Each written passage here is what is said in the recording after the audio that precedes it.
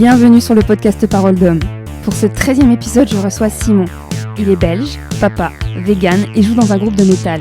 Nous parlons d'éducation non genrée, de son désir d'enfant et de notre impact écologique, mais aussi de vasectomie, de son adolescence introvertie et de véganisme, ainsi que plein d'autres sujets.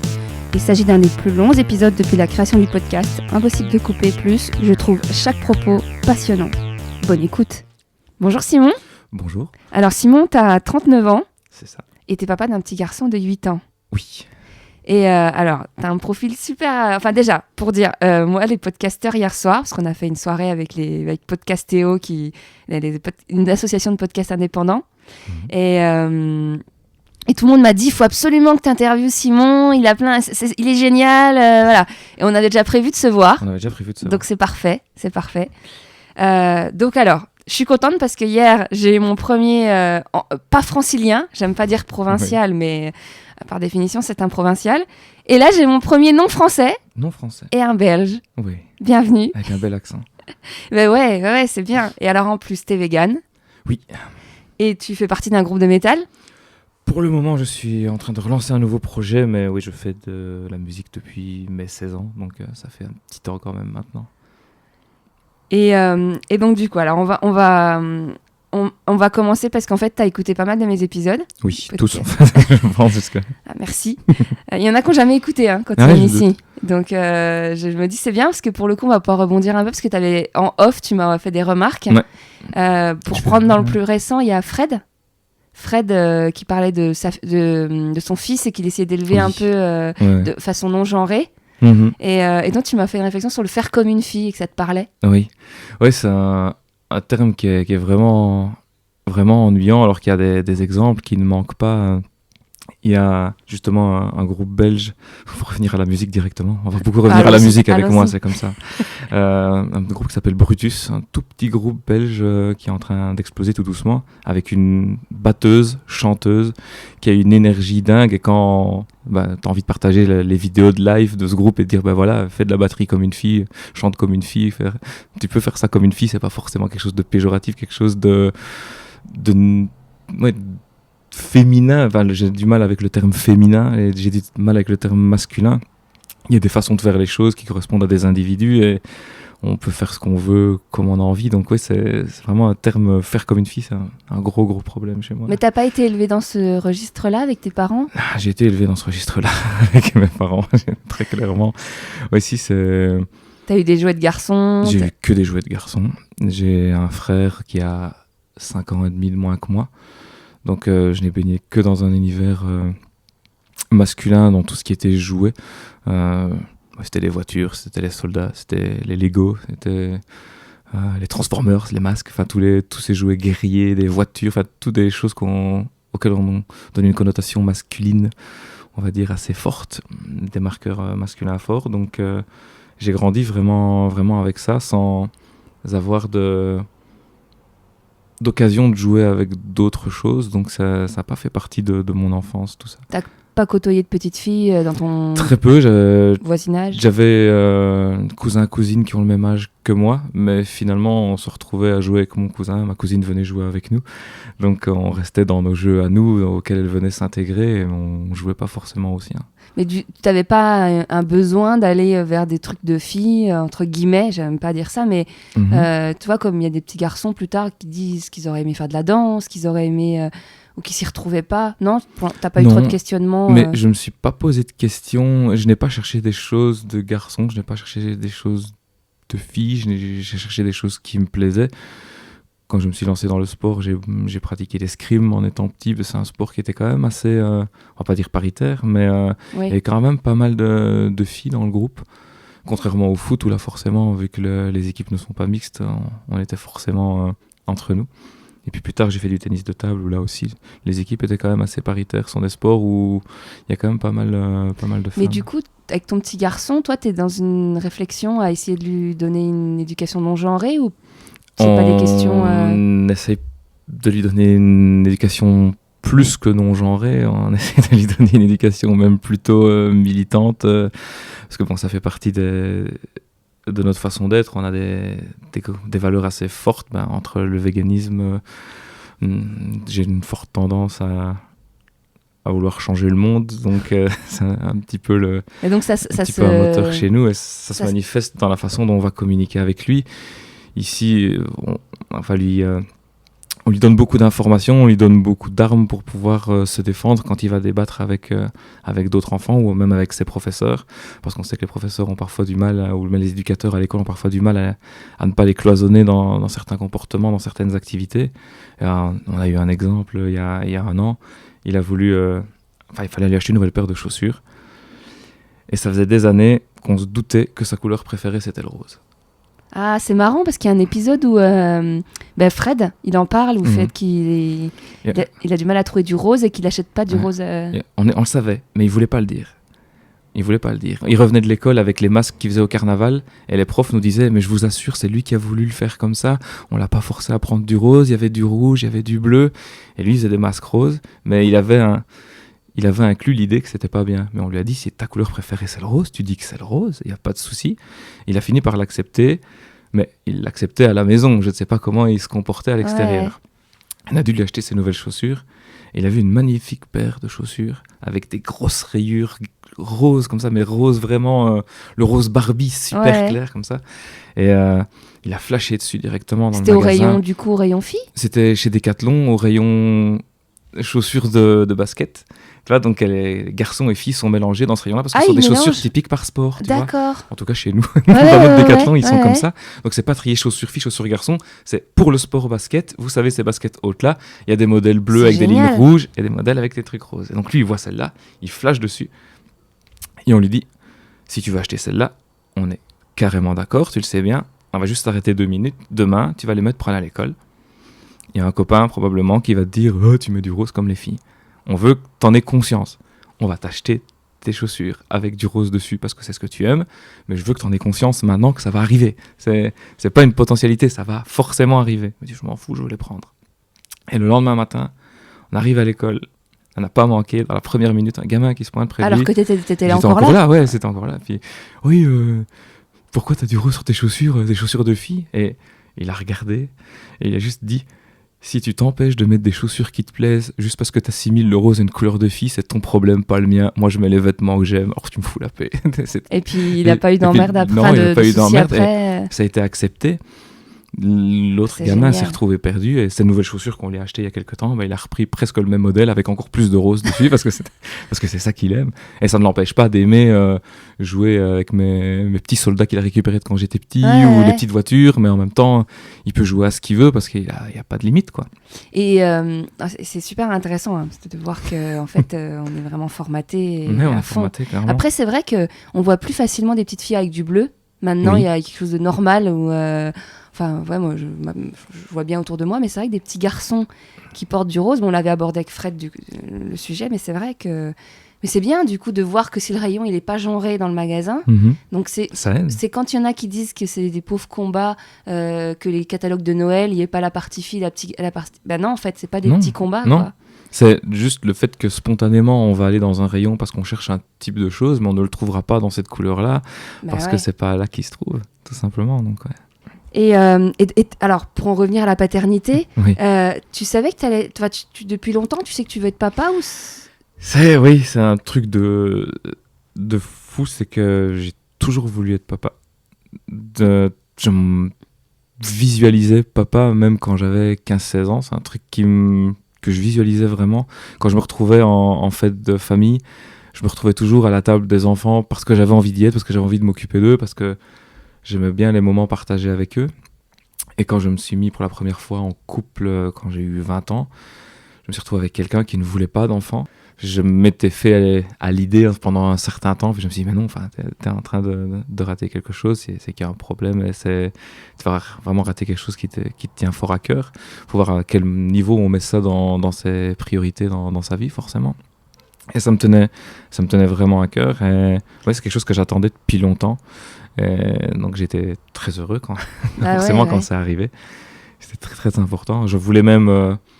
j'étais parti sur 2, 3. J'avais une forte envie. Mais par contre, les hasards de la vie font que ça n'a pas été possible Après, ce moment-là. Tu ne devrais pas en avoir plus tard? Non, plus maintenant. J'ai switché dans ma tête, mais c'est pas par rapport à la paternité. c'est par rapport à un impact responsable sur la société, sur la planète sur laquelle on vit. Ouais, j'allais justement t'en parler. Après, on peut être vegan plus pour la cause animale. Je suis vegan plus pour la cause animale, mais en même temps, si tu veux être vegan pour la cause animale, tu peux aussi limiter le nombre d'êtres humains qui vont consommer des produits sur Terre et qui vont donc nécessiter moins de ressources. Donc ça peut avoir un impact aussi sur le bien-être animal de limiter le nombre d'enfants. C'est un choix personnel que je fais moi. Après, tu peux peut-être... on ne sait pas de quoi fait l'avenir. Vous avez la chance, entre guillemets, les hommes, si à 50, 100 ans, tu as une nouvelle amie, une nouvelle rencontre, et qu'elle n'a jamais eu d'enfant, toi, tu auras toujours la possibilité de lui en faire un. Et ce ne sera pas le cas parce que je compte me mettre dans une situation où je ne serai plus en capacité de pouvoir en avoir. Je ne veux plus mettre d'enfants supplémentaires sur Terre. Par contre, je ne serai totalement ouvert à l'idée d'adopter un enfant qui est en recherche de parents, qui est justement seul. C'est-à-dire que si j'ai à un moment donné de nouveau de la place dans ma vie, de l'offrir à un enfant qui en a besoin plutôt que de ramener une vie sur Terre en plus. Mais donc du coup, tu dis que tu mettrais les choses en place, t'es prêt à te faire opérer ? Ouais, c'est probablement imminent cette année. Ah ouais ? Mais plus parce que tu veux être sûr de ne pas en avoir, ou plus pour les femmes qu'elles ne prennent pas de contraception, ou c'est un tout ou... C'est un tout en fait. Ça fait 19 ans que je suis actif entre guillemets sur le plan relationnel sexuel, et ça fait 19 ans que je profite de la contraception féminine. Mais à partir du moment où je suis convaincu que j'en veux plus, que c'est un choix, pourquoi continuer à...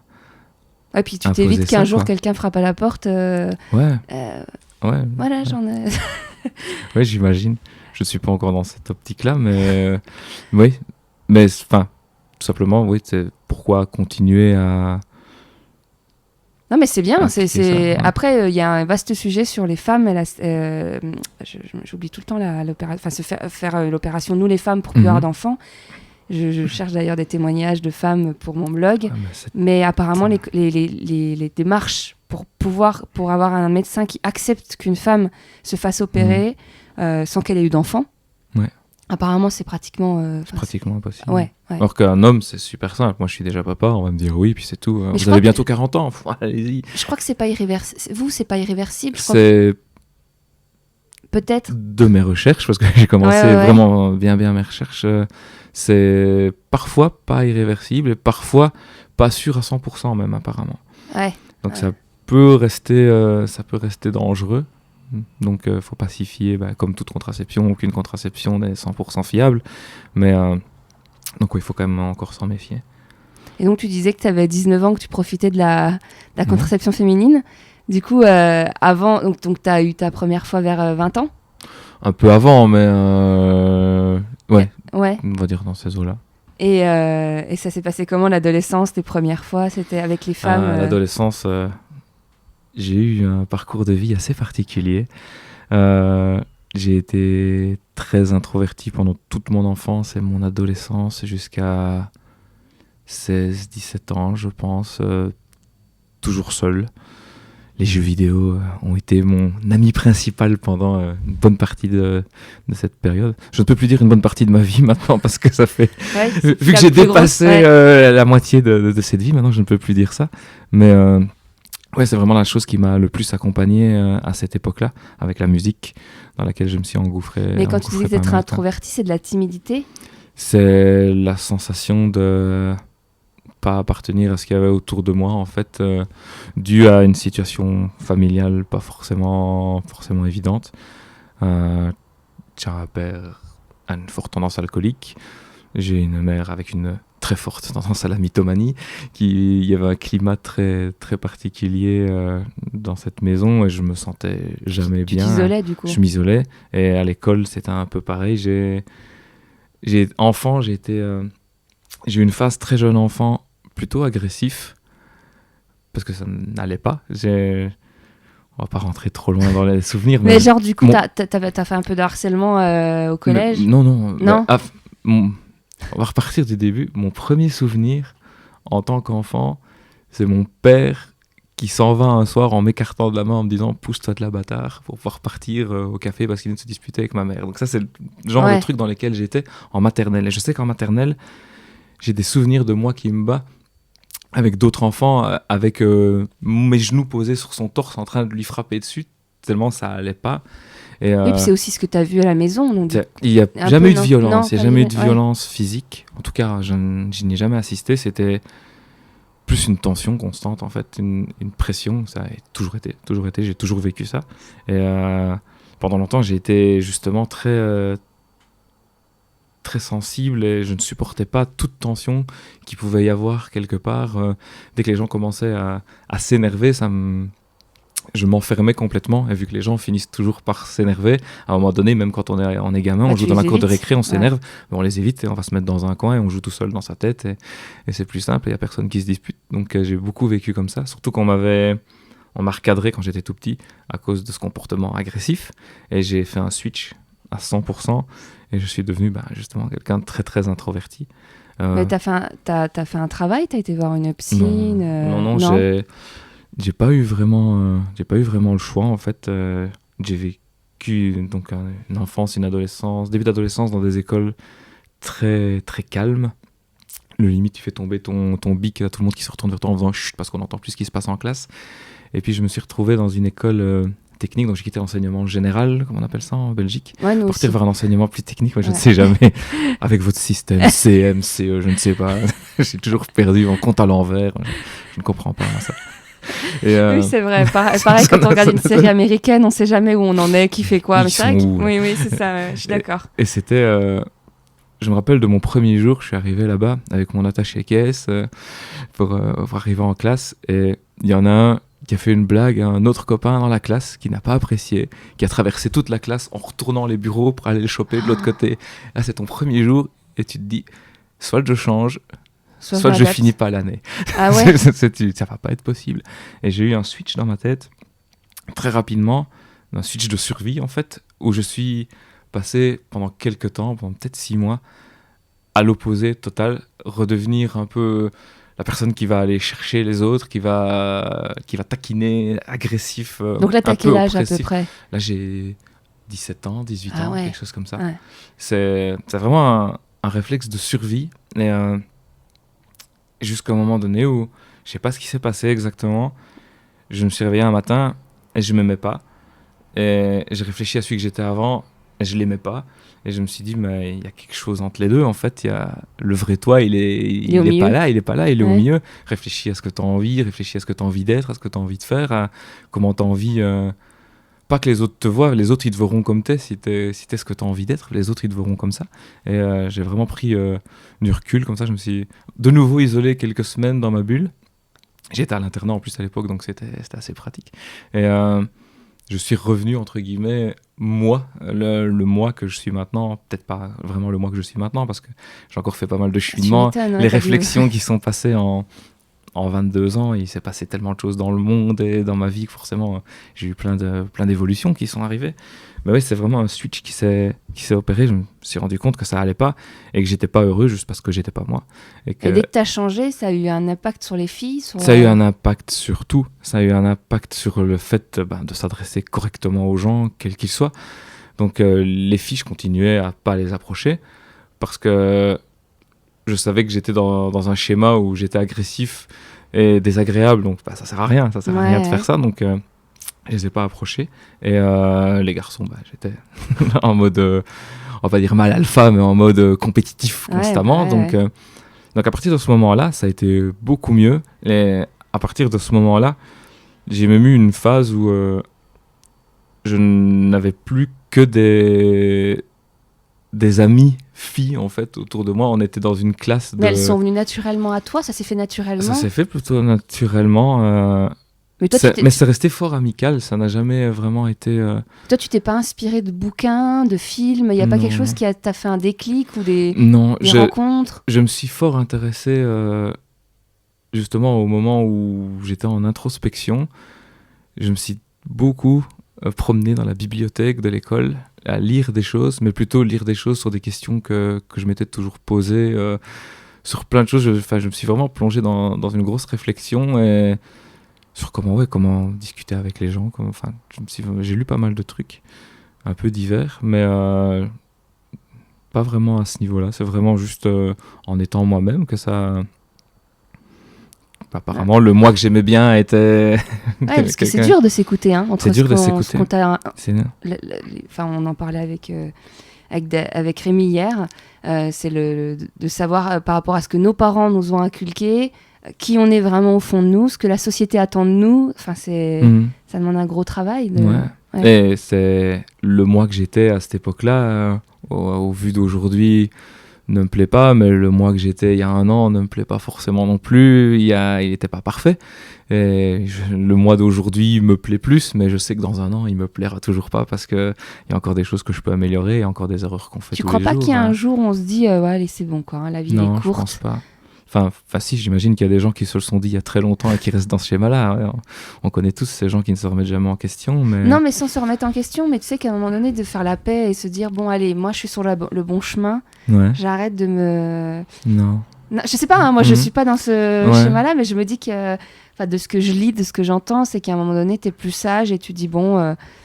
je suis comme je suis et j'apprends et je vais être tolérant avec ce que je suis aujourd'hui, quoi. Ouais, je suis tellement dans un mode de pensée où j'ai du mal pour le moment à me retrouver dans ce que je peux faire pour me battre dans le monde dans lequel je vis, parce que je sais que je vais pas changer le monde à moi tout seul. Ah ça, ouais, c'est frustrant. Je sais que même dans les communautés dans lesquelles je suis, on est trop petit pour changer le monde, et en même temps, je veux pas, sur mon lit de mort, me dire que j'ai rien fait pour changer le monde pour mon fils.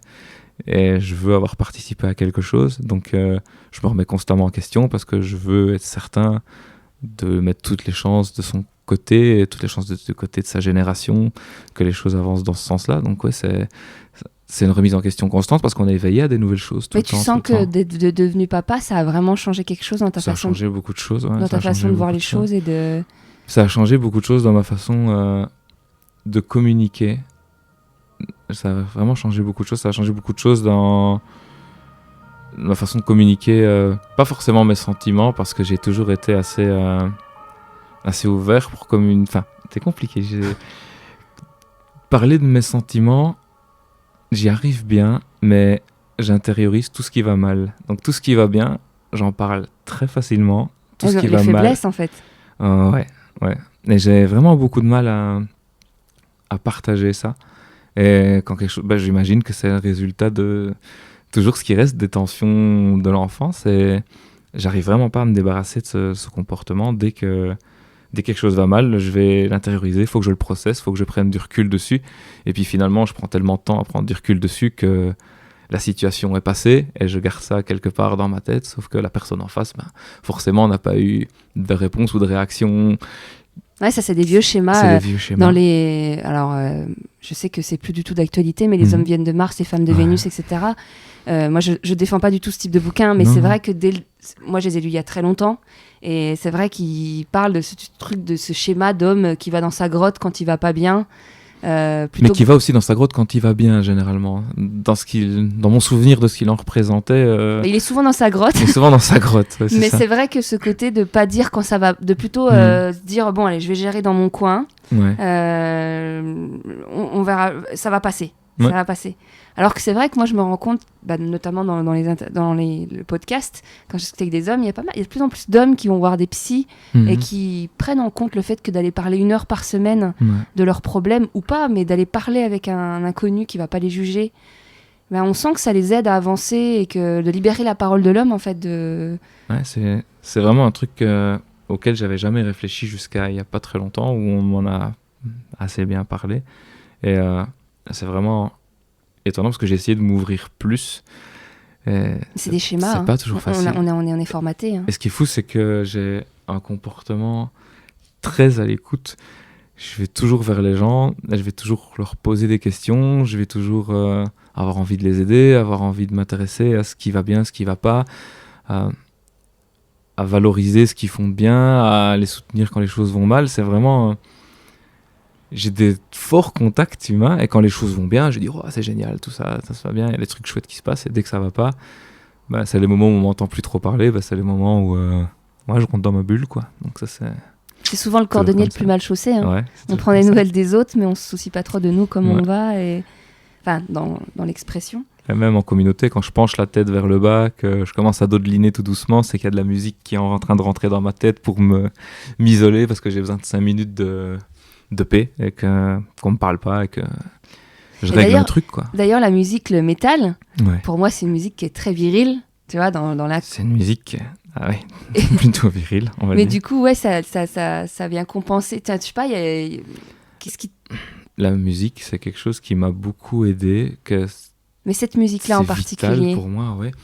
Et en fait, j'ai commencé la musique vers 16 ans, avec la basse. Et ça m'a beaucoup plu, et je me suis retrouvé à chanter assez rapidement. Par accident, en répétition, je me suis retrouvé à chanter, et j'ai trouvé là-dedans quelque chose de très libérateur, parce que quand tu t'époumones, que tu hurles comme ça pendant des heures, t'es en asphyxie par moment, t'es vraiment en abandon total de ton corps, t'es vraiment isolé.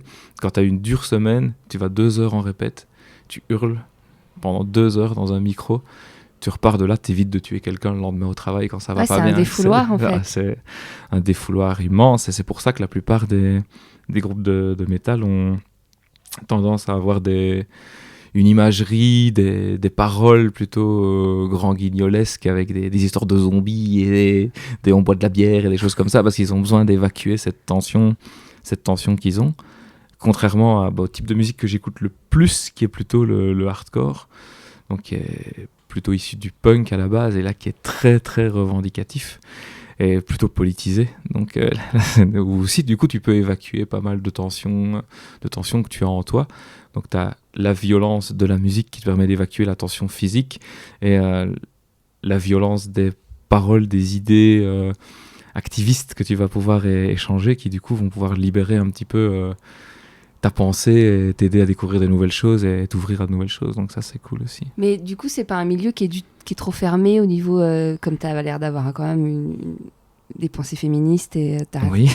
Du coup, on pourra, dans l'inconscient, quand on connaît pas ce milieu-là, on a un peu l'impression que c'est un milieu de bourrin et qu'il y a que des mecs un peu trop virils. C'est un milieu qui est à la fois viril et à la fois majoritairement accueillant pour les femmes. T'as un pit dans un concert de métal, c'est un endroit où les gens sont là pour se rentrer dedans, se donner des coups de coude, se bousculer. Le pogo, comme on appelait ça. Mais ici, maintenant, on a atteint des niveaux beaucoup plus violents. Ah ouais. Et c'est un endroit où les gens ont besoin d'aller se défouler. C'est très bien. Par contre, il y a toujours des hommes qui vont venir se mettre autour de cette zone. Donc, tu as vraiment une zone centrale, juste devant la scène, qui se passe comme ça. Et tu as toujours un groupe d'hommes qui va se mettre tout autour et qui va faire rempart pour les gens qui se trouvent plus au bord, qui ne se fassent pas frapper par accident. Il y a des femmes dans ce coin-là ? Il y a des femmes juste à côté. Mais non, mais qui vont dans... Il y en a qui y vont, oui. C'est majoritairement masculin.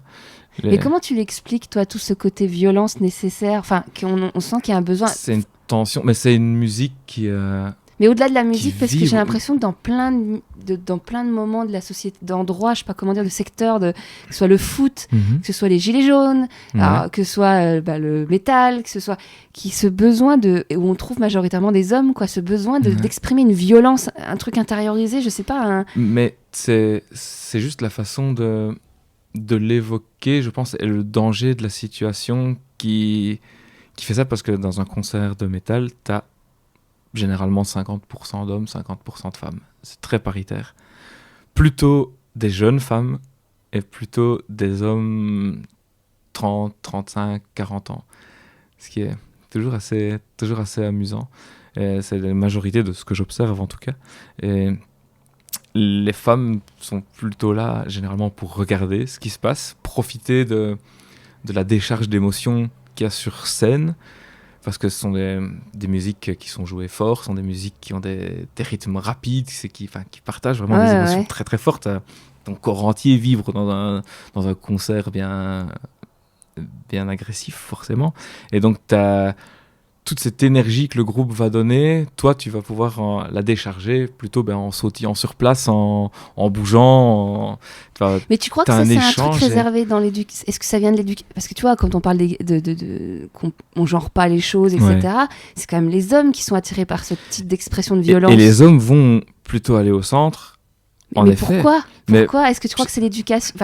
Les femmes ont envie d'y aller. Je pense que les femmes ont envie d'y aller.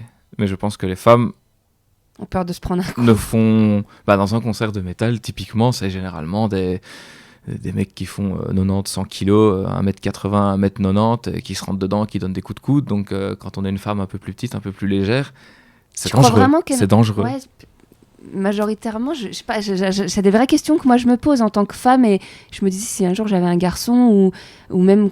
Par exemple, les hommes que je rencontre, moi, ça me parle plus du tout, cette violence-là. Au contraire, il y a un trop-plein et limite, je la fuis, tu vois. Moi, j'en fais un rejet complet, quoi. Et même au cinéma, tu vois. J'en peux plus en tant que femme, ou peut-être pas en tant que femme, en tant qu'être humain, en tout cas. Et justement, j'essaie de comprendre... tu vois, en plus, ça fait 20 semaines qu'on voit tous les samedis une violence extrême dans notre pays. Et moi, je sais que j'essaie de comprendre à un moment donné, ça me... Mais c'est vraiment ça. Mais c'est pas typé féminin. Un homme petit, un peu léger, on les voit rarement là-dedans aussi. C'est plus une... on va pas dire une... c'est un type de physique qui amène ça. C'est dangereux, ça peut être dangereux. Par contre, il y a une bienveillance qui fait que si quelqu'un est en train de remettre une chaussure, tout le monde on va se rejoindre tous, faire un cercle autour de la personne pour qu'elle remette sa chaussure et qu'elle puisse pas se faire piétiner, se faire bousculer. Quand on sent quelqu'un en train de se faire porter par le public, tout le monde va s'approcher pour venir l'attraper. Il y a majoritairement une bienveillance. Il y a eu beaucoup de problèmes avec des mains baladeuses quand les personnes se promènent. On a eu pas mal d'exemples à ce niveau-là et les groupes se réveillent de plus en plus pour condamner ça quand ça arrive. Donc ça, c'est très très bien. Mais c'est quand même assez rare. Ça arrive, mais c'est... Parce que c'est pas les gens, la communauté métal essaye de faire passer cette musique comme un parangon de vertu où on a l'air violent, mais finalement tout est bien, tout est rose chez nous. Non, c'est comme dans tout, à partir du moment où tu as une communauté, il y a forcément un pourcentage de misogynes, un pourcentage d'homophobes, un pourcentage de racistes. Forcément, dans tout groupe, tu en as forcément une partie, donc tu sais pas faire autrement. Et tu me disais que ça fait 19 ans que par choix, tu bois pas d'alcool. Ouais. Et pourquoi ? Parce que c'est quand même un milieu qu'on associe beaucoup à la bière. C'est un milieu qu'on associe beaucoup à la bière. D'ailleurs, ça m'a fait beaucoup d'anecdotes quand tu descends de scène après avoir fait un concert, quand les gens veulent venir te payer à boire. Ouais. Ils veulent te payer une bière. Surtout un Belge. Et tu dis non, s'il te plaît, je veux bien un coca. Ah ben non, on ne va pas te donner un coca quand même. Je vais pas payer pour un coca. Tu vas me payer un coca parce que sinon je boirai pas. Et il y a beaucoup de gens qui te ramènent une bière quand même. Et je t'ai pris quand même une bière. Et puis tu la donnes au premier qui passe. Et puis je t'ai dit que je voulais un coca. Je bois pas d'alcool. Et donc du coup, toi, c'est pas du tout pour des questions d'alcoolisme. T'es pas sobre, etc. Non, c'est du juste. tout. Mais pourquoi exactement ? C'est juste que ça m'a paru évident que je buvais de l'alcool parce que c'était une convention sociale. Parce que c'était une contrainte. Tu prenais pas de plaisir à boire de l'alcool ? Une bière, c'est pas bon. Une pils, une bière qu'on boit en début de soirée, c'est pas bon. La première, elle est dégueulasse. La deuxième, elle passe parce que le palais s'est habitué avec la première, c'est pas bon. On les boit parce que c'est ce qui coûte le moins cher pour se bourrer la gueule le plus vite possible. Et avant, faut être réaliste. T'as pas testé ? Parce que moi, en tant que Française, je vais te parler des bons vins. Ah, je déteste le vin. Je déteste le vin. Et je ne peux pas dire que je ne bois pas d'alcool. Je ne me suis plus enivré depuis 19 ans. Mais je vais boire peut-être une bière tous les 6 mois. Mais ça va être une bière dans une condition particulière parce que j'ai envie du goût de cette bière-là dans un contexte particulier qui me plaît et que je sais que je vais en boire qu'une. J'ai plus été au-dessus des limites autorisées par la sécurité routière depuis 19 ans. Vous êtes à combien de grammes vous, au volant ? C'est 2 verres, 2 pils. Donc, comme nous, ouais. Donc mais c'est juste... Ça m'énerve que ce soit une convention sociale. Ça m'énerve d'arriver dans un restaurant Et de dire je vais prendre un coca, la personne en face te répond tu vas quand même pas me laisser boire tout seul. Bah tu vas quand même pas m'obliger à boire. Si t'as envie de te bourrer la gueule, mais moi non. Et du coup, toutes ces d'être vegan, de pas boire d'alcool, ça a dû jouer dans tes relations, dans les amitiés. Ouais, bien sûr. Bah, dans l'alcool, il y a toujours un moment dans une soirée où je vais me retrouver en décalage, forcément. Au moment où la soirée vire à l'alcool à outrance, ouais, ça. Soit il y a des soirs où je vais réussir à en rigoler, parce que les gens sont bons enfants et qu'on en arrive à des gens qui dansent et des gens qui chantent et ça se passe bien. Qui s'en foutent s'il y en a un qui n'a pas bu. Des gens qui sont libérés et qui vont rigoler de façon positive. Là, ça passe. Mais quand tu te retrouves à des soirées où tu as des gens qui vont commencer à devenir dépressifs, qui vont commencer à devenir agressifs, qui vont avoir des propos... on dit que l'alcool désinhibe et on découvre souvent les gens sous alcool, mais ce cas, c'est quand on est en soirée, qu'on est tous bourrés, tout le monde a oublié le lendemain ce que les propos des gens qui ont tenu des choses un peu intolérables, mais quand on était sobre, on a tout entendu et on se rappelle de tout le lendemain matin. Donc ça permet parfois de faire quand même pas mal de tri dans certaines amitiés, ça c'est sûr, quoi. Mais il n'y en a pas par exemple, par rapport au véganisme, qui ont arrêté de te côtoyer parce que tu mangeais plus de viande. Enfin non, c'est un peu extrême, mais toi qui peuvent se dire c'est le relou. Clairement. Et j'en parlais justement hier, je ne sais plus avec qui, on me disait oui mais c'est pas compliqué avec les gens, t'obliges les gens à venir manger avec toi dans des restaurants véganes. Oui. Sauf qu'il n'y en a pas partout déjà. Il n'y en a pas partout, mais dans la mesure où ce qui correspond à mes critères, à mes besoins éthiques, convient au tien. Personne n'a de conviction éthique qui l'oblige à manger de la viande. À manger de la viande. D'ailleurs, ça n'existe pas. Personne n'est obligé de manger de la viande. Personne n'est obligé de manger de la viande. Enfin, personne, à tous les repas, n'est obligé de manger de la viande. Il y a certaines personnes qui pourraient encore dire qu'on pourrait discuter, on pourrait débattre pendant des heures sur cette question qui est insoluble là, comme ça. Mais donc du coup, oui, ça a joué sur tes amitiés, sur des hommes qui... Il y a des gens qui ne m'invitent plus à aller manger, ça c'est clair. Chez eux ? Chez eux, on nous a invités beaucoup moins depuis qu'on a fait la transition. Là, ça fait 2 ans ce mois-ci. Enfin, le mois qui va arriver. Avec ton fils aussi, du coup ? C'est un choix qu'on lui a laissé, ouais. On lui a expliqué que à la maison, ça n'arriverait plus, mais qu'en dehors, c'est son choix. Il faisait ce qu'il voulait. Lui, il voulait déjà être végétarien depuis un moment.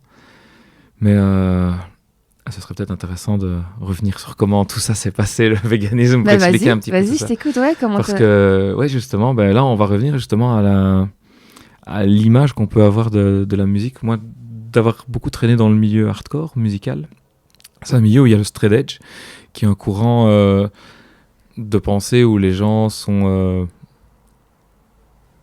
véganes, ne boivent pas d'alcool, ne prennent pas de drogue, ne fument pas. Ça me plaît, moi. ça me plaît plutôt bien aussi. Et je correspondais à une grosse majorité de ces critères. C'est un courant qu'on retrouve pas trop chez nous en Belgique, mais en Allemagne, par exemple, tout festival hardcore, tu vas retrouver de la bouffe végane parce que... Et ça existe sans le hardcore ? Je pense. C'est un courant plutôt musical, straight edge, mais je pense que... il y a un courant musical straight edge, mais c'est un style de vie, finalement, donc tu n'as pas envie comme tu veux. Même si, il y a tellement de courants que je n'arrive pas à me mettre comme straight edge parce qu'ils vont te dire que boire du café, ça altère ton psyché, etc. Donc, tu te dopes, entre guillemets, en prenant du café. Donc, ils vont commencer à refuser du café. Donc, ça devient dur de mettre une limite. Et moi, je veux pas me mettre des limites et des étiquettes. Donc, moi, je suis pas mal de leurs préceptes, on va dire, entre guillemets. J'ai quelques habitudes qu'ils ont que je suis également. Et le véganisme, ça m'avait toujours tenté, mais ça m'avait paru impossible pour moi. Moi, personnellement, je vois pas comment je pourrais faire ça. Moi, c'est surtout les œufs et le fromage. Je suis très difficile, en fait. Je déteste les pois chiches. Je déteste tout ce qui est chou. Je déteste tout ce qui est courge. Je déteste l'avocat. Donc, ça devient compliqué parce que c'est quand même ce que tu retrouves dans la majorité des plats. Moi, je me promenais, je me promenais dans les concerts et puis tu regardes la bouffe qu'il y a là et puis tu fais, ça me tente pas. Au pire, t'as les frites. Pas en Belgique. Hein ? Pas en Belgique. En Belgique, elles sont cuites dans de la graisse de bœuf. Donc, tu ne peux pas manger de frites en Belgique. Donc, tu vois, c'est assez compliqué. Et, tu te prives des bonnes frites belges.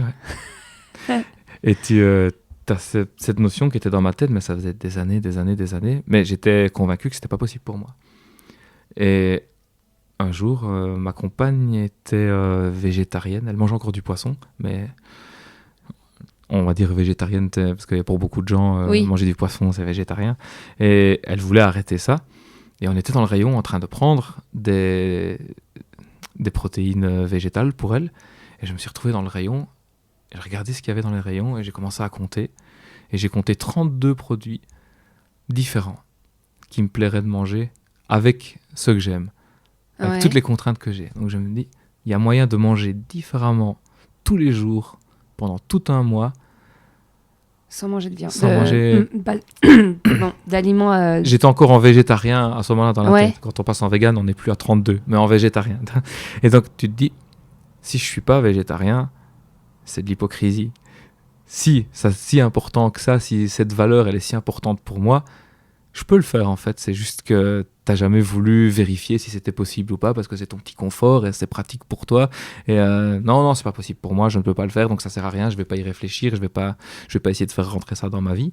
Et comme un fumeur, t'as pas des rechutes ? Non. Il y a pas des moments où tu te dis tiens là je mangerais bien un bout de fromage ou Non, ça c'est vraiment j'ai eu un parcours assez atypique. C'est vraiment, je vais pas donner une expérience de vegan habituelle, mais j'avais décidé de faire comme ma compagne qui, elle, passait en végétarien pour commencer. Et moi, je voulais passer en ce qu'on appelle pesco-végétarien, continuer à manger du poisson, peut-être pendant au moins 1 an, le temps de m'y faire, de m'habituer à toute cette transition, parce que forcément, je mangeais de la viande à 2 repas par jour, quoi, dans ce que tu mets dans tes tartines pour aller au travail et ce que tu manges dans ton assiette le soir, plus tous les autres produits que tu peux manger à gauche, à droite, forcément, t'en as partout. Et je me dis, je vais pas arriver à m'en passer comme ça. Et donc, je fais la transition. Et après 2 jours, j'ai dit non, c'est fini. Non, je peux pas. Enfin, ça a aucun sens. Les poissons, ça pousse pas dans les arbres. Enfin, si tu veux qu'on arrête de faire souffrir des animaux, t'arrêtes de faire souffrir des animaux. Donc, allez hop, on vide ce qu'il y a dans le congélateur. Il restait pas mal de poissons parce que je voulais pas jeter. Ça, c'était un truc important. Au moins. Oui, parce qu'au-delà des valeurs de la condition animale, il y a aussi la valeur écologiste. La valeur écologique. Et puis, cet animal a été tué en plus, je l'ai acheté, le mal est fait pour cet animal-là que moi j'ai acheté, donc je peux même pas dire que c'est quelqu'un qui me l'offre et que je veux refuser, enfin ça me mettait mal à l'aise de jeter ça, donc je l'ai fini, mais ça allait pas, ça marchait vraiment pas, puis j'étais content de passer en végétarien, et je me suis dit voilà, là, végétarien, je pense que d'ici 2-3 ans, sur ce rythme-là, je pense que je vais essayer de devenir vegan parce que ça me paraît cohérent, tu commences à t'ouvrir, tu cherches des choses, puis tu dis oui mais le lait ça va pas, le lait, les œufs ça va pas, puis tu restes dans le même schéma, tu dis oui mais je fais une petite partie mais je suis pas cohérent, je suis toujours pas cohérent, c'est toujours hypocrite par rapport à ma vision des choses, qui est ma vision des choses, c'est mes valeurs que j'ai en moi, que je refuse d'écouter depuis toujours, et c'est vraiment ça qui guide quoi. Et après 1 semaine ou 2 semaines je pense, et regardez ma compagne, je dis on va pas attendre 2 ans, on va pas attendre 3 ans, enfin il faut le faire maintenant. Ça marche pas. J'arrive pas à profiter de ce que je mange parce que je vois tout ce qu'il y a derrière et je peux plus faire autrement quoi. Et donc pareil, on a vidé tout ce qui restait parce que Mais du coup, si c'est des œufs élevés en plein air par exemple, non plus. L'œuf ne t'appartient pas. Non, mais c'est des vraies questions. Et au niveau de la santé, t'as eu des... J'ai une transpiration beaucoup moins malodorante depuis que je suis vegan. Alors que tu fais pas parce que, tu vois, au contraire, tu préfères des repas à base d'ail, d'oignons. Oui, j'ai toujours cuisiné beaucoup à l'oignon et à l'ail, donc ça ne change pas. Ça ne change pas. Mais non, ça... Et les pois chiches, même pas dans les falafels ? C'est dans les falafels que je les aime le moins. Quand il y en a dans quelque chose, ça me dérange pas. Mais le houmous, je supporte pas ça. Mais c'est ce que j'adore. Par contre, j'adore l'aquafaba, l'espèce de mousse qu'on fait avec l'eau des pois chiches pour faire les mousses au chocolat, par exemple. D'accord. Mousse au chocolat vegan, c'est fait avec ça. Et je détestais la mousse au chocolat avant, et maintenant je l'adore. Mais du coup, vous êtes enfin, je sais pas, vous suivez des personnes véganes qui font plein de recettes, parce que c'est tout qui est à revoir, non ? On a suivi pas mal de gens au début pour s'aider, s'inspirer. On a acheté beaucoup de livres de recettes. Il y a beaucoup de très très bons livres de recettes. Vegan. On en a 5-6, je pense, qui sont vraiment cool. Et au niveau santé, vous avez pas...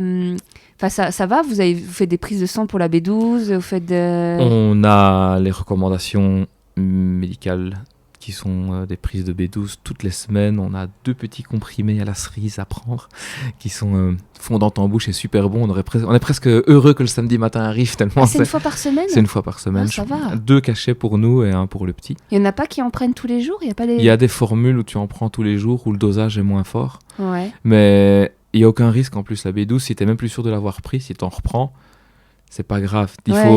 Il faudrait prendre un pot complet tous les jours pour arriver à des surdoses. C'est vraiment oui, sans non, risque. C'est juste que moi, ça me paraît, quand j'entendais certains qui en prennent tous les jours, ça me paraissait vraiment contraignant. Déjà qu'on essaie de se libérer de la pilule, y en a qui ont des traitements lourds pour, je sais pas, la thyroïde, etc. Si en plus tu dois te rajouter... C'est le samedi matin. Quand on se lève le samedi matin, on prend la B12. C'est le petit généralement qui a la B12. Et donc on va chercher nos cachets, et puis on prend un petit cachet de B12 et ça se passe tout seul. Et c'est simple. C'est simple. Donc c'est la seule carence. Le reste, après, tu peux plus manger. Enfin, il y a un truc qui me faisait peur en devenant vegan, en faisant la transition. C'était le temps que j'allais devoir passer à regarder des étiquettes. Ouais. Et j'avais vraiment peur que ça m'ennuie. Et à un moment donné, je me suis rendu compte que je ne lisais jamais d'étiquettes. Moi aussi, ouais. Et ça fait peur en fait quand tu lis les étiquettes, parce que même si quelque chose est vegan, c'est pas pour ça que c'est bien ce qu'il y a dedans. Mais il y a pas quelqu'un qui s'est lancé dans une application, parce qu'on a, tu sais, on a Yuka qui nous dit les graisses saturées. Je sais pas si tu connais, c'est une application qui te dit quand il y a trop de graisse, trop de sucre, etc. Mais il y a pas quelqu'un qui s'est amusé à répertorier les... Enfin, je sais pas, tu pourrais scanner l'article et hop, on te dit, bah voilà, il est vegan, mais attention, il y a ça. Parce que dans Yuka, je crois pas qu'ils disent que c'est vegan ou... Non, ils ne le disent pas. Ça pourrait aider à la transition, quoi, tu vois. Mais c'est quelque chose qui est assez compliqué. Il y a généralement des petits dessins quand le produit est intentionnellement végétarien ou vegan. Et parce qu'en plus, moi, je suis à fond. Enfin, j'aime beaucoup j'essaie de manger bio au maximum. Et souvent, c'est pas parce que c'est vegan que c'est bio. Les marketeurs en profitent énormément dans les rayons.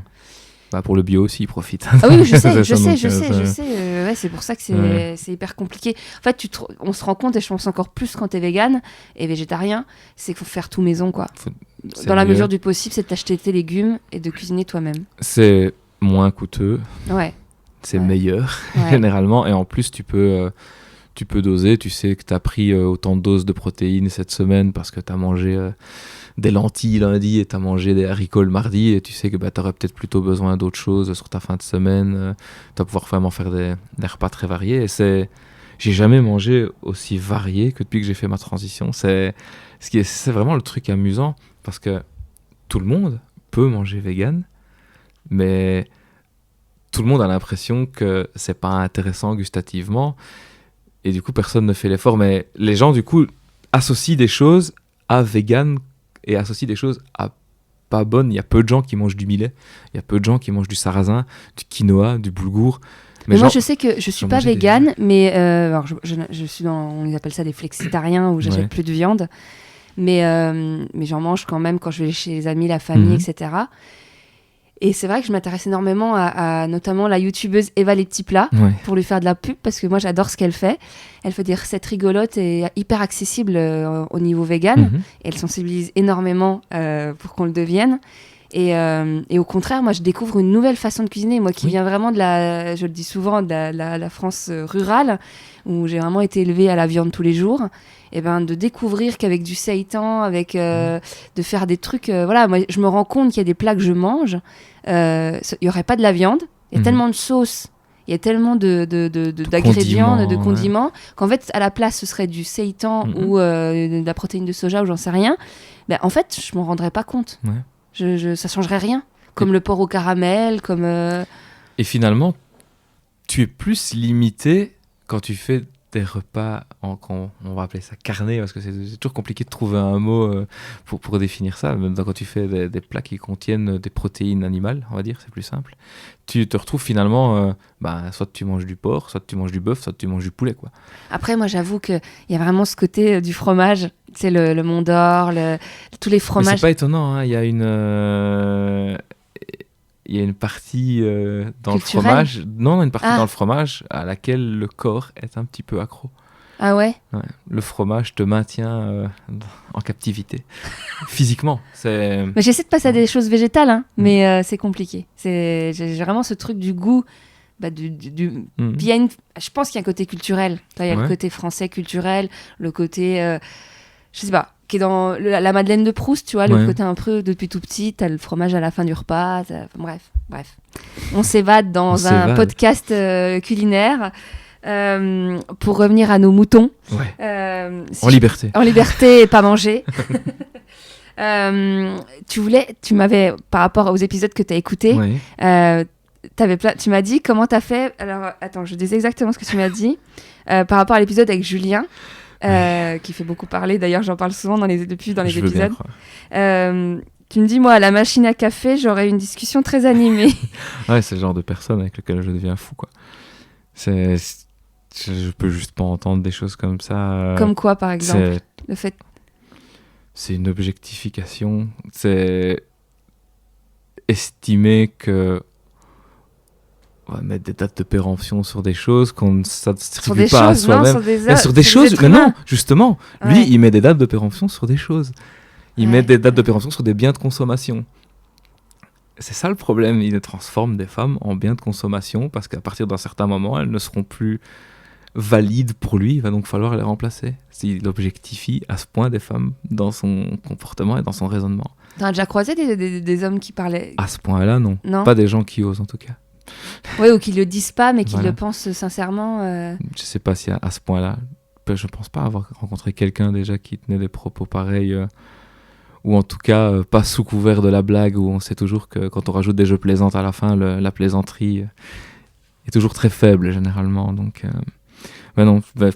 ça fait partie des discussions que j'ai assez régulièrement à la machine à café, des propos que je peux pas tolérer. C'est des blagues, peu importe qu'elles soient sexistes, homophobes, racistes. À partir du moment où je peux pas tenir une blague devant n'importe qui, j'ai pas envie de la tenir. Et j'ai pas envie d'entendre ce genre de blague. Et tu les reprends ? Ouais. Et ça fait vous fritez vous... Généralement, ça fait des débats soit houleux, soit les gens ont tendance à calmer le jeu. Bon, je peux avoir une apparence parfois qui peut un petit peu effrayer les gens. Il faut admettre, des tatouages partout, crâne rasé, des t-shirts de métal habillés toujours en noir, qui crient très fort, avec une bonne carrure, une certaine carrure. Ça peut, ça peut refroidir les gens. Donc il n'y a pas de violence. Il n'y a pas de violence, mais j'ai tendance à avoir le visage qui se ferme, et donc on va dire que ça s'arrête. Mais j'ai eu un cas il n'y a pas si longtemps que ça au restaurant. Un collègue qui a fait une blague. Mais c'était fait. Voilà, on revient justement au début de l'épisode. C'était faire quelque chose comme une femme. C'est ce qu'il a dit. J'ai regardé, je me suis dit, on va arrêter tout de suite les blagues misogynes, sinon on va passer une mauvaise soirée. On vient d'arriver, donc et ce serait dommage. Tu te rappelles, c'était pourquoi ? C'était genre, il était en train de crier comme une fille ou un truc comme ça. Enfin, c'était vraiment un truc con. C'était anodin en soi. Mais juste, on va arrêter tout de suite. Puis il me dit, c'était une blague. Je dis oui, mais c'était pas drôle. Donc on va arrêter ça tout de suite, sinon on va passer une mauvaise soirée. Et puis il y a eu un blanc pendant 5 minutes. Et par contre, je l'ai félicité. Il est venu me voir le lendemain en s'excusant, en me disant, je suis désolé d'avoir tenu ces propos-là. La façon dont tu as réagi, ça m'a fait prendre conscience que c'est des propos que je ne tiendrai pas devant mes enfants, que je ne tiendrai pas devant ma femme. Et c'est important. Et que là, on était entre hommes et je l'ai fait. Et je te remercie de m'avoir fait prendre conscience de ça, que c'est bien d'éveiller les gens. Merci. C'est la première fois que quelqu'un que je reprends, forcément, vient me dire merci, généralement. Si ça a été repris avec bienveillance. Parce que je trouve que parfois, le problème, que ce soit dans tous les domaines, c'est quand c'est un peu trop... mais t'es con qu'est-ce que tu as... parce que toi, on est tous avec plein de schémas qu'il faut qu'on modifie tout doucement. Et parfois, les gens se rendent pas compte que ça fait 40 ans ou 30 ans qu'ils ont des propos qui sont complètement sexistes. Et j'ai un collègue qui adorait raconter des blagues. Et il venait, Simon, j'ai une blague pour toi. Est-ce qu'elle est oppressive pour quelqu'un, pour quelque chose ? Réfléchis. Si elle est oppressive pour personne, tu peux me la raconter. Sinon, tu peux la raconter à quelqu'un d'autre, ça m'intéresse pas. Apparemment, il y a une vraie remise en question chez les stand-uppers en ce moment sur le côté, justement, le côté bigard. Je sais pas si tu as suivi la fête. Mais où ils veulent plus être des bigards, en fait. C'est amusant parce que il y a une quinzaine d'années, j'étais un puits sans fond de blagues. Je pouvais raconter des blagues pendant des heures et des heures sans m'arrêter. Et à un moment donné, il y a des blagues qui ont commencé à me déranger. C'est des blagues que tu as entendues, que tu répètes et que tu les accumules. Et puis il y a des blagues qui te plaisent plus en fait. C'est là, ouais, enfin, c'est quand même pas cool. Enfin, il y a des gens, je me dis, je la raconterai pas devant n'importe qui. Je vais arrêter de la raconter. Puis t'arrêtes de les raconter. Puis t'arrêtes de les raconter. Puis finalement, mon répertoire de blagues s'est résumé aux blagues que je raconte à mon fils, quoi.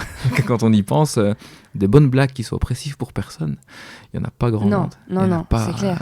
Mais il y a, je sais pas si tu connais Kayane Kojandi. Oui.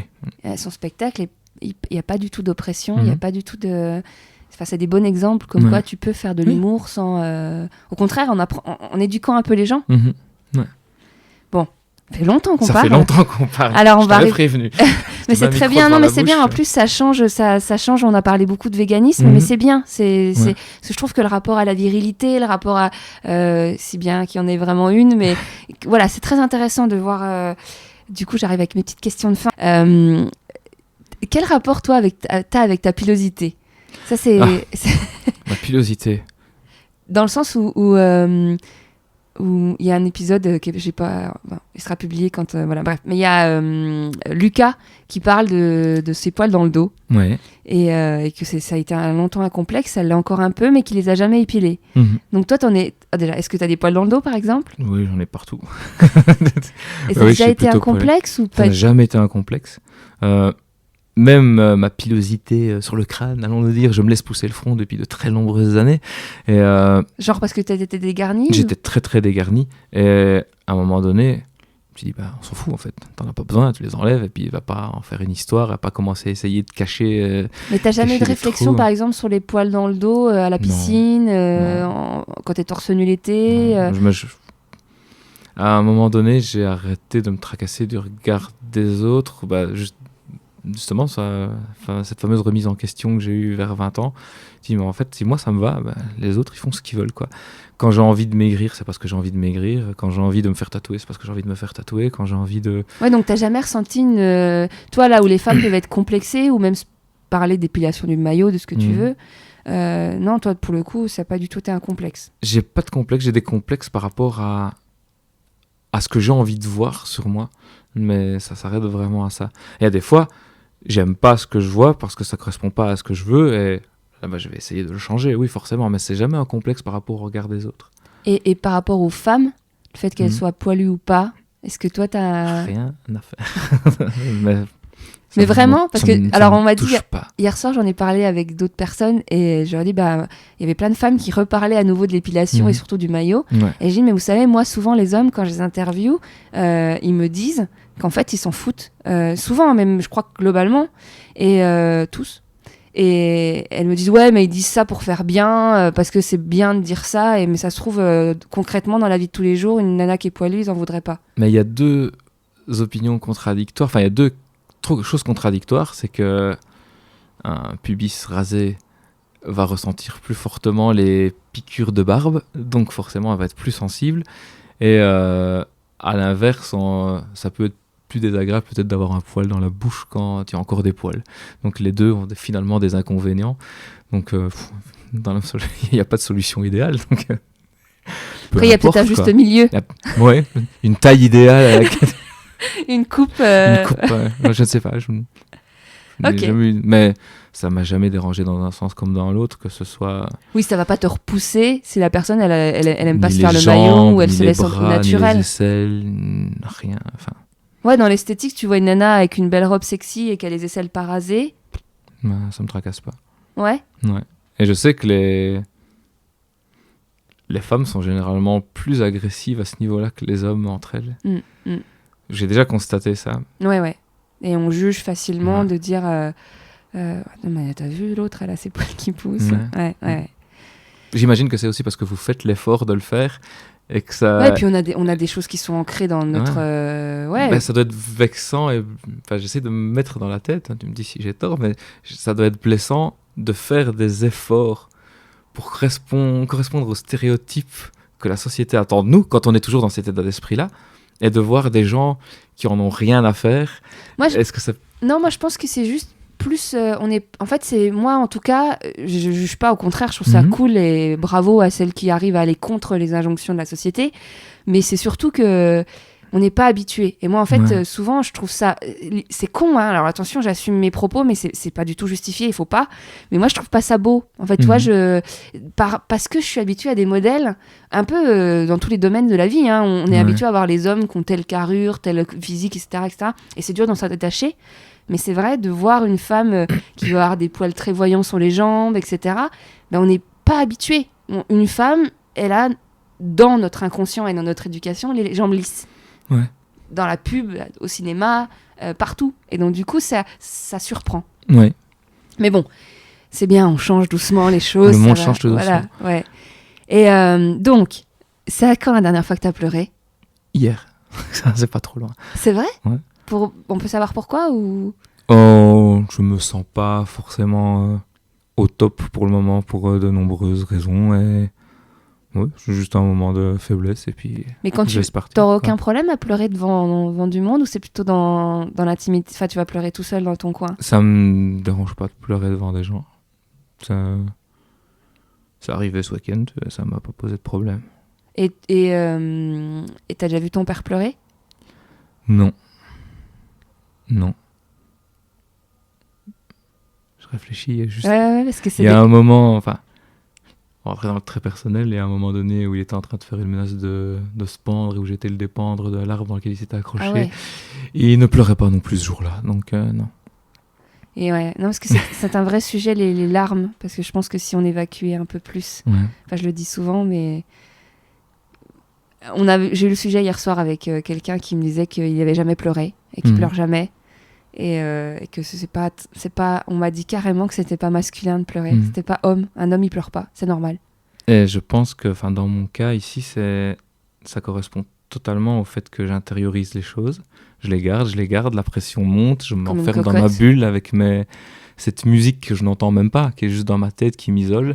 Et quand j'atteins le point de rupture, je vais le lâcher. Et ça arrivait hier en début de soirée, et j'ai passé un reste de soirée agréable parce que j'avais évacué ce qui me trottait dans la tête et c'était bon, quoi. Je pouvais repartir parce que c'est pas au niveau d'aller hurler pendant 2 heures à une répétition ou un concert, mais ça m'a permis d'évacuer ce que j'avais accumulé, quoi.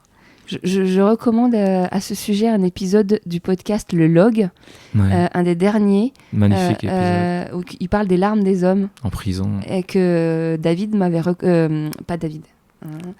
Que Rémi m'avait recommandé dans le podcast d'avant. Je le recommande. Alors, j'ai pas le numéro en tête. Ça doit être version bêta ou quelque chose comme ça. C'est le tout premier qu'il a fait quand il a changé de format pour le log et qu'il a quitté le côté tech pour partir vers le côté... Je sais pas si je vais le trouver là. Ouais, c'est le saison 3, épisode 2. Voilà. Ouais. C'est saison 3, épisode 2. Et il parle d'un documentaire qu'il a vu en prison pour faire pleurer sur quelqu'un qui vient faire pleurer les hommes sur leurs émotions, etc. Je trouve ça hyper intéressant et voilà. Ouais. Et c'est vraiment un truc, c'est... J'ai pas peur de pleurer en public. J'ai pleuré il y a quelques années devant tous mes collègues parce que le boss avec qui je m'entendais bien venait nous annoncer qu'il allait quitter la boîte. Ça m'a pas dérangé de pleurer devant tout le monde. J'ai pleuré un collègue avec côté de qui j'étais assis depuis 4 ans a fait son dernier jour il y a quelques semaines. J'ai pleuré quand je suis parti du bar où on venait de boire le dernier verre ensemble avant son départ. Et puis voilà, c'est comme ça me dérange pas, majoritairement, tu vois pas beaucoup de ton entourage des hommes dans ton entourage qui pleurent. Non. Hein, on est d'accord. On est d'accord. Hein. On est d'accord. Et ça fait partie des choses qu'on essaye d'inculquer à mon fils. C'est que il faut jamais avoir peur de pleurer quand on est triste. On déteste quand il pleurniche parce qu'il est frustré, parce que c'est pas une façon de résoudre les choses, de commencer à pleurnicher. On va pas résoudre des problèmes comme ça, il faut en parler, il faut discuter, mais quand on est triste, on pleure. C'est normal, si t'as envie de pleurer, tu pleures, et faut pas te cacher, faut pas faire semblant, t'en parles, et ça c'est assez important. Et qu'est-ce que tu dirais au Simon qui avait, je sais pas, 15, 16, 17 ans, qui démarre sa vie, ou même 19 ans, quel conseil tu lui donnerais maintenant avec le temps pour mieux vivre sa vie, pour aller mieux, quelque chose qu'il n'avait pas... Je lui dirais que le plus important, c'est de rester bienveillant dans tous les choix qu'on fait, de pas penser qu'on a raison, même quand on en est convaincu, d'essayer toujours de se placer en empathie, d'écouter ce que la personne en face ressent, parce que tu peux ne pas être d'accord avec ce qu'une personne ressent, mais elle le ressent vraiment, donc il faut jamais nier un ressenti. On peut ne pas être d'accord, on peut ne pas agir en conséquence, mais il faut jamais nier ce que la personne ressent en face de nous. Et ça, c'est un truc que j'ai parfois eu du mal à faire dans mon début d'âge adulte. C'est quelque chose que j'ai parfois eu du mal à faire. Mais non, rester bienveillant, ne pas hésiter à aller voir les gens, les féliciter quand ils font des choses bien, à les épauler quand ils font des choses mal. Parfois, les gens ont juste besoin de savoir qu'il y a quelqu'un qui est là. Ils vont peut-être même pas parler, juste savoir que quelqu'un est là, qu'on est disponible. Ça peut faire du bien. Et j'ai pas eu pendant très longtemps cette personne qui était disponible. Et je pense que c'est ça aussi qui m'a enfermé en moi pendant longtemps. Donc ouais, de pas trop s'isoler, parce qu'au final, si t'étais isolé, les gens pouvaient pas venir à toi. Enfin, voilà, les gens ne pouvaient pas savoir. On peut pas être triste et reprocher aux gens de ne rien faire quand on n'a pas dit aux gens qu'on était triste. Ouais. Et vu que je dis pas aux gens que je suis triste, personne ne peut venir m'aider. Et j'avais même une amie qui m'a dit un jour: Simon, c'est quand il rigole le plus fort que j'ai le plus peur pour lui. Ça, c'était la phrase qui m'avait choqué à l'époque. Là, je devais avoir quoi, 19 ans, je pense. Elle m'a dit: les jours où tu rigoles le plus fort, c'est les jours où j'ai le plus peur pour toi. Et elle avait raison, parce que c'était l'époque où mon père faisait ses menaces de suicide, etc. C'est les moments où j'étais le plus comique et le plus caustique. Et c'est souvent, les gens se cachent derrière l'humour pour masquer des choses plus graves. Du coup, on peut avoir le visage un peu rouge, les yeux un peu humides, c'est parce qu'on rigole fort, et voilà, ça passe, quoi. Donc, Il y a quelque chose que tu voudrais ajouter ? Une référence, une phrase, un conseil ? J'ai déjà tellement dit. Mais t'es pas obligé. Mais j'ai pas du tout réfléchi à ce qu'il y a quelque chose qu'on n'a pas... Mais genre un livre, un film, un podcast, quelque chose qui pour toi a eu un écho particulier, et notamment dans ta vie d'homme Je vais faire la recommandation des copines. Un podcast que j'aime beaucoup, qui est justement La Menstruelle, qui est un sujet super important. C'est un sujet auquel les hommes ne sont pas assez confrontés, auquel même les femmes ne sont pas assez confrontées. Quand on voit même les femmes ne savent pas exactement ce qui leur arrive dans leur cycle menstruel, le pourquoi, le comment, ça me paraît tellement fou de voir ce qu'on fait absorber aux femmes comme moyen de contraception, ou les moyens de protection, les protections périodiques. Ça me paraît fou d'avoir ce manque d'informations. Et tu sais, il y a plein de sociétés dans lesquelles c'est tabou. Et nous, en France, ça fait pas longtemps qu'on se libère un peu sur le sujet, etc. Mais c'est vrai que c'est des podcasts comme ça qui font du bien aux femmes et aux hommes et à la société. Merci. Mais de rien, merci à toi. Comme à chaque épisode, merci d'avoir écouté jusqu'au bout et d'être de plus en plus nombreux. Si vous connaissez des hommes de 18 à 99 ans ou vous êtes l'un d'entre eux, n'hésitez pas à me contacter ou leur parler du podcast. Tous les témoignages sont intéressants. Vous retrouverez l'adresse mail pour me contacter sur paroledhomme.fr au pluriel, et tous les liens vers les réseaux sociaux pour suivre le podcast et le partager. À très vite.